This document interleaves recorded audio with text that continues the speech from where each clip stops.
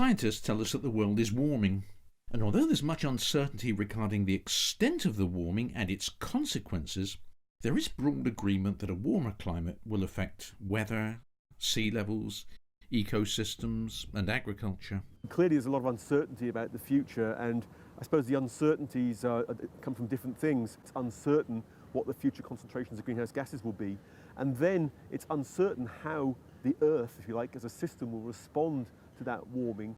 How do we make decisions about our environment when there's so much uncertainty? Climate change science offers us no simple answers. However, using statistics, we can build upon our assumptions using rational methodologies to arrive at meaningful recommendations. Climate change has been happening for eons. So I think the question that society probably cares about is whether climate change caused by emitting greenhouse gases is real. There's been a lot of research in the last 2 decades that's really been able to say pretty definitively that humans are contributing to the climate change that we're experiencing today. Lara Coopers is one of many scientists documenting changes in our planet's climate and its effect on ecosystems. Climate change is not a new phenomenon, but what is new is the rate at which it's changing. You know, you think of the difference between a slowly rising tide and a tsunami, right? And that's sort of the difference between maybe climate change under natural historical conditions and climate change that we're projecting over the coming decades and centuries. Climate change is most visible where water meets ice. This is where a small change in temperature has the biggest effect. We see a lot of evidence of climate change in these cold environments, and we've seen it early there and we've seen it very strongly there. Nowhere is this effect more visible than in retreating glaciers. Retreating and shrinking glaciers are the single most tangible evidence of climate change in the world today, and that's what our cameras are capturing. We have cameras in Alaska, in the Rockies, in Greenland, in Iceland. We've been watching glaciers in the Alps and in Bolivia, and so we're seeing the same story everywhere. 95% of the glaciers in the world outside Antarctica are retreating and thinning and shrinking. There's also strong evidence that as ice melts and temperature rises, sea levels are rising. What we find here in this dock, in this area, is that sea levels have been rising at 1.2 millimetres per year since the 1930s. In fact, the last 2 decades, they've been rising rather more rapidly than that. But we do see a definite rising trend in sea level here in Southampton, and we see rising sea levels around most of the UK. And the explanation for that is that the ocean volume is growing, and the way to explain that is that the oceans are expanding as they warm, and also that land-based ice is melting and flowing into the sea and increasing the volume of the ocean. How much will the sea level rise? The estimates vary, but it could be as little as ½ metre, but it could be that if the whole of the polar ice cap melts, the water could be lapping around on the road of the Golden Gate Bridge.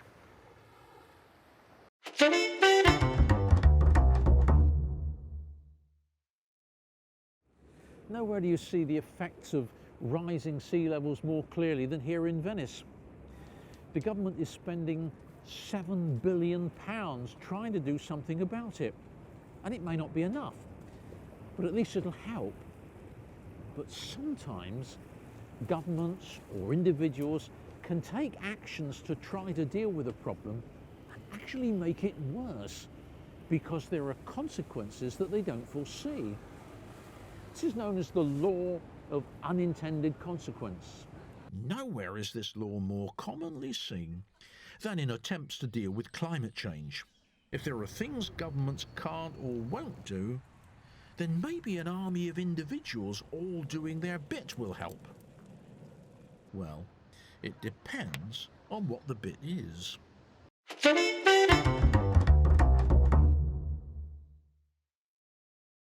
You ever feel guilty about buying produce which has been grown in another country and flown here when you could buy a similar product which has been grown locally? For example, these beans have been flown in from Kenya, but there are similar beans which have been produced in the UK. Environmentalists claim that we should feel guilty. that sourcing food locally reduces what's called food miles, the distance that food travels, and so will lead to an improvement in the environment. It means doing without foodstuffs at certain times of the year, but at least it helps save the planet. Actually, buying locally can have the unintended consequence of harming the environment.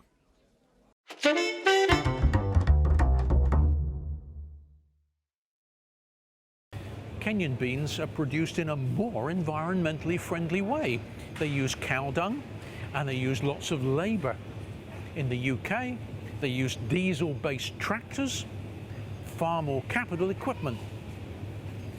So buy Kenyan beans and help save the environment. It's not just Kenyan beans, it would apply to Italian, Spanish tomatoes. They're ripened under their sun with fewer resources than we would need in the UK, where we use a heated greenhouse. As a result, it more than compensates for the extra food miles of transporting them. So if you want to buy UK tomatoes because you think they taste better, fine. But don't imagine that you're saving the environment.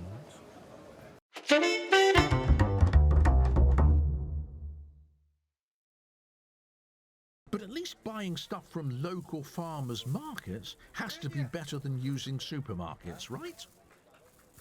It may well be wrong. There are huge economies of scale in transport. It uses less energy per unit of food for a supermarket lorry than for individual farmers and consumers to travel to local markets to buy.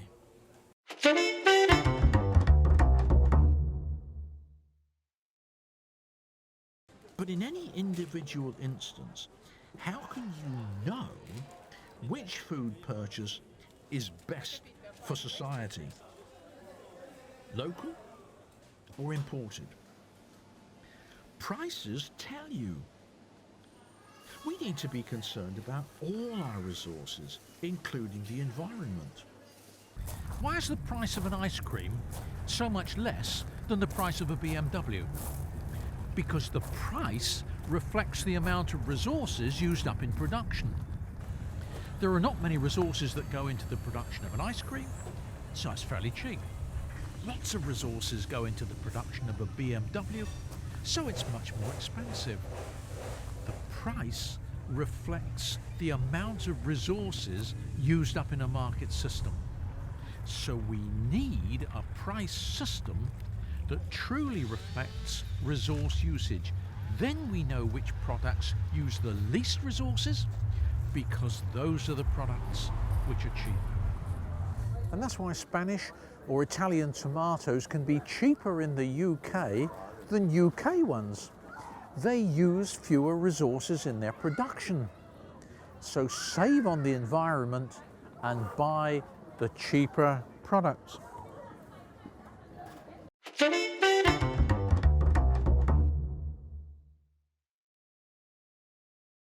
But do prices accurately reflect resource usage?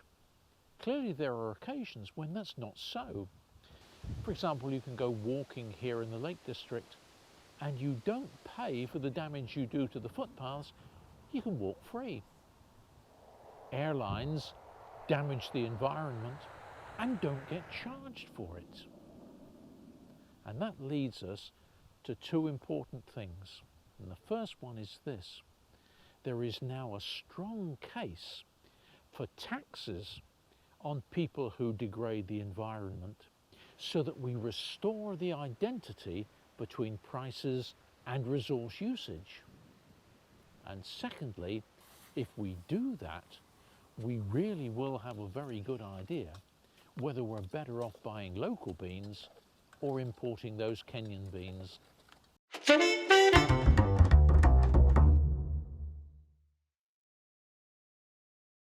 Clearly the environment needs to be preserved, but food miles is not a particularly useful contribution to preserving the environment. Indeed, it could be seen as an example of the law of unintended consequences.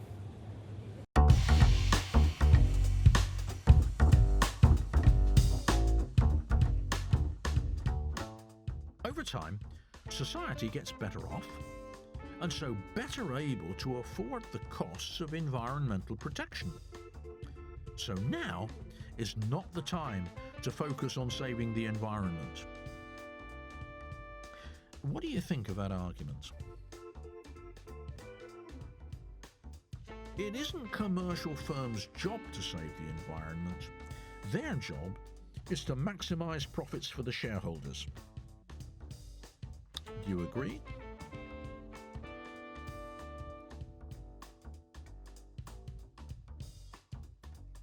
What actions might governments take to oblige firms to look after the environment? What difficulties do governments face in trying to achieve these goals? Suggest ways in which consumers might act to help protect the environment. Are most people willing to act in these ways without compulsion?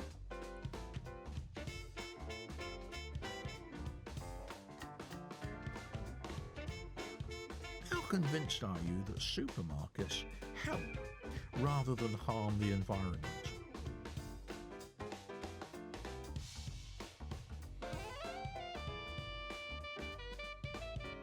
Are laws a more effective way of controlling environmental damage than taxing polluters?